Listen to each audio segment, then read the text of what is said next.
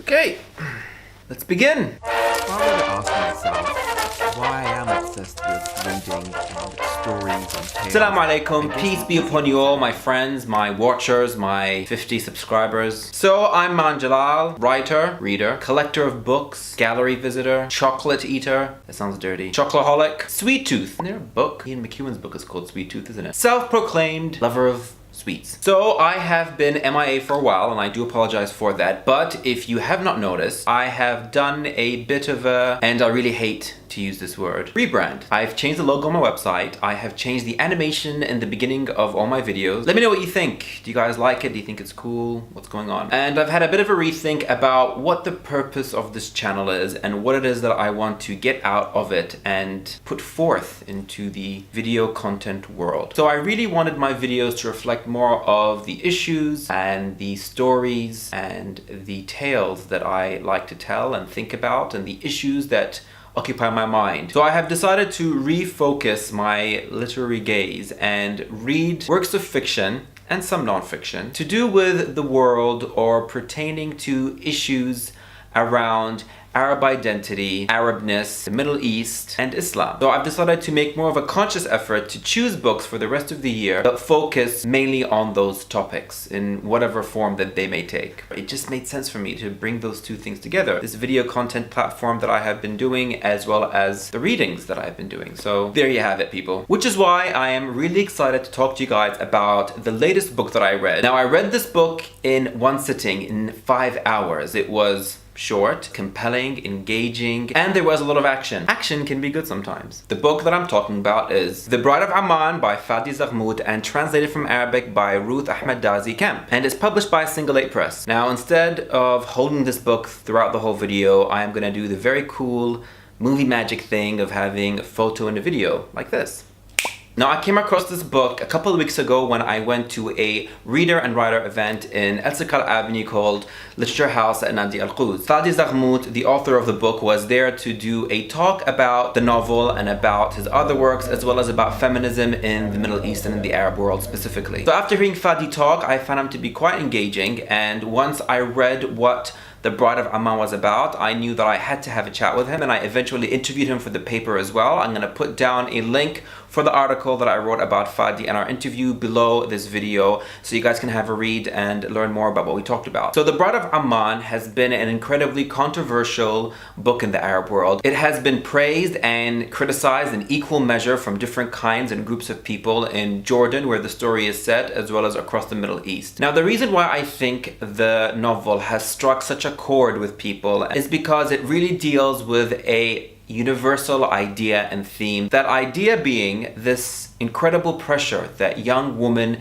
feel to be married by 30 to a specific kind of man. Anyone can empathize, anyone can relate to this idea and this struggle wherever you are, but I think specifically in the Middle East and within Arab culture, the idea of marriage is such an integral one for an individual, especially a woman, to arrive or be whole. This pressure to join the institution of marriage isn't only coming externally from the outside, from what we see in the media or from society and culture in general. It's also coming from within family units and within extended family units as well. Now, obviously, I am not a woman. However, being a man who is over 30, I am starting to feel that pressure coming from the outside. Family friends, from extended family, from work colleagues, from absolute random strangers. And it's always in these very sort of thinly veiled conversations or incredibly obvious hints. Kind of starts off like this. Hey, what's going on? What's happening with you? Still single? I got married last year. It's amazing. You should do it. You just don't feel like you're living a real life unless you're married. You should get married, really. You should try it. No one? There's no one there? Not even a girlfriend? Not even a side chick? Someone? But why don't you want to get married yet? What's wrong with you? Dating? Engaged? Married? Why don't you want to get married? We're all married. All your friends are married. All your family's married. It's great. Come out with us when you get married. You can all go out in couples, like 2, 4, 5, 6, all of us in couples. We can all like bring our own food and dishes and dessert, and we can all talk about being married. You and your wife could travel the world. You can like take photos and selfies in front of the Eiffel Tower in Italy, France, Tahiti, Samoa, the Maldives, Bali, in Japan, Thailand. Oh no, you don't want to take your for Thailand. No, don't go to Thailand. And then you can do like hashtags like hashtag married, hashtag bae, hashtag honeymoon, hashtag post honeymoon, hashtag pre-honeymoon, hashtag baby moon. Aww, baby moon. Why don't you want to be married? What's going on with you? Are you married yet? Are you seeing anyone? Do you like anyone? Do you have a crush on anyone? Anyone from work? Anyone from the club? Anyone from your friends? Come on. You get to have a wedding. And like bridesmaids, and groomsmen. You get to have a stag do. Don't you want to get married? Don't you want to get married? Don't you want to get married? Wait. Don't you want to get married? You can do all that stuff. You can hit the club with your wife. You can hit the beach with your wife. You can go to the grocery store with your wife. You can be alone with your wife. You can be single with your wife. Just get married. But don't you want to get married? Now in my head, when this happens, all I actually hear is wah, wah, wah, wah, wah, wah, wah. Anyway, so if I'm feeling that pressure, that smidgen of pressure, I can't even fathom how much pressure women in the Middle East and in Arab society feel about this subject, because I think they're being bombarded with this pressure to be married from when I think they hit 20, maybe even earlier, I don't know. So the Bride of Amman as a story deals with those issues head on. It also explores some themes and some really disturbing, controversial topics that the Middle East, and I think Arabs in general, have taken issue with confronting. These include the idea of reputation, sexual harassment in the workplace, sexism, feminism, sexual orientation, sexual identity, sex before marriage, interfaith marriage, promiscuity, extramarital affairs, and the list goes on. So why did I really enjoy The Bride of Amman? Well, first and foremost, the story is written from the perspective of 4 young women. These are really important voices in literature that I think we need to hear more of, young people especially. The Bride of Amman is written in the first person narrative, and each chapter shifts perspective from different characters. They're sort of written like diary entries or blog posts. In fact, one of the characters in the book it has a blog post or has a blog that is incredibly well known. The characters are all incredibly observant and self-analytical, and because it's written in the first person narrative in a diary form, we get a really strong sense of their feelings and their ideas and how they see themselves within this system that they feel stuck in. The protagonist, or the main hero of the novel, I guess might be Layla, because the novel starts with her. Layla is a very interesting character because she kind of embodies all of those good Arab girl characteristics that we're used to. She is very bright, intelligent, romantic. She has very high ideals. She believes in the sanctity of marriage. She is very concerned about her reputation as well. The story starts off with her, with Layla, when she graduates from university, the top of her class, and she's incredibly excited by her achievement. Her mother throws her a party, but she quickly realizes throughout the party that even though she has graduated top of her class and everyone is happy for her, everyone is more happy with the fact, and they keep reminding her of this, that now is the time to get married. She's constantly prodded and poked and reminded that hopefully we'll see you as a bride soon. Now, an interesting contrast to Layla is her sister Selma, who is over 30 and unmarried, and is also reminded throughout the party that she is unmarried and she has somehow failed her family and failed society and failed herself as a woman for remaining to be unmarried. So there are 2 other important characters, both women, and both are very good friends with Layla. The first is Hayat, who was recently fired from her job because of rumors. The issue of rumors and reputation is one that is really interesting in this book, and it really magnifies this issue of gossip in the Middle East and within Arab societies. So Hayat comes from a slightly abusive family. She has a very strained relationship with her father, and she's struggling to find work, to make sense of her life, and she has a massive family secret that she can't tell anyone, which leads her to be quite promiscuous.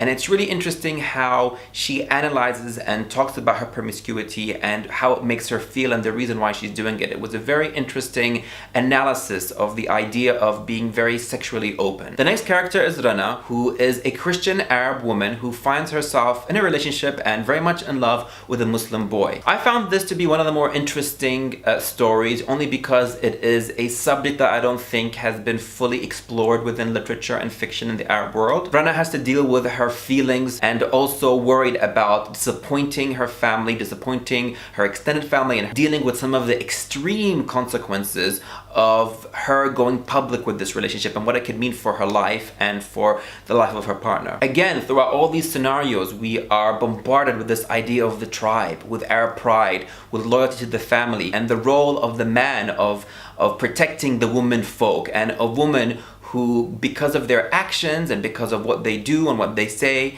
and how they live their life, they are really a banner of pride for their family. So everything really kicks off when Layla, who is the first character we meet, gets engaged. She gets engaged to a man called Ali who is from Iraq but lives in Jordan, and there are some chapters who are from the perspective of Ali. He comes from Iraq, like I said, and we learn a little bit about his background as well as a secret that he's holding which would not possibly make him a very good husband. Now, I don't want to give too much away, so I'm not going to get too much into that, but I will let you know that his secret really strongly affects his marriage to Layla and all of the other characters involved in the story. What was really interesting about this book is that, like I said, each chapter is from the perspective of one character. Everything is action-packed and fast.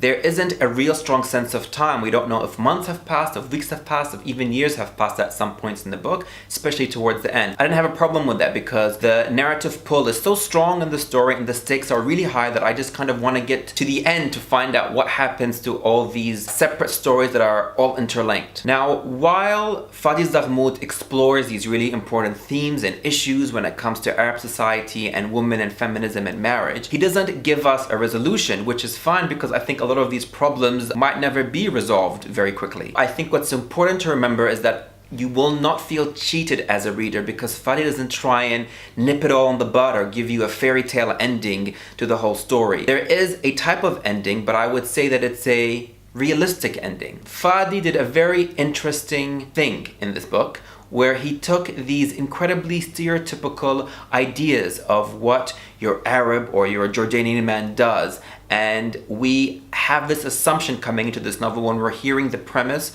of what these stereotypical men are going to do, and then he kind of tipsy-turvied it, flipped it upside down within the plot, within the story, in a very realistic way. Nothing seems out of the world within which he has set up. Within which he has set up? That doesn't make sense. Nothing seems out of place. None of the resolutions or even the extreme outcomes seem unrealistic within the frame and within the world that he set up here. I do think this is a great book, and what's great about it is the fact that it brings these issues to the table to be discussed by people who might agree with them or people who might completely disagree. And I think discussion and talking about stories is really important. So in conclusion, obviously, this is a great book. You guys should read it. You guys should buy it. And you should follow Fadi Zaghmout on Instagram, Twitter, and Facebook. He is quite active, I believe, and I'm sure he would love to hear you guys' thoughts and opinions on it, as would I. So please leave your comments below this video if you've read the book or if you're planning to read it. Also, let me know what you guys think about this issue of marriage, especially with women and this pressure they face to achieve this unrealistic goal of being married before the age of 30. Anyway, that's it from me, guys. I really hope you enjoyed that video and enjoyed the book. Let me know what you think. Comment below in the video or tweet me, Instagram me, Facebook me, maan.jalal, or go onto my website, maanofthehour.com, and contact me via that. And also subscribe. It would be great if you guys subscribed. And I hope to hear from you guys soon. Ciao! If I were to ask myself why I am obsessed with reading and stories and tales, I guess the easy answer would be I like doing this because I'm thing. a writer.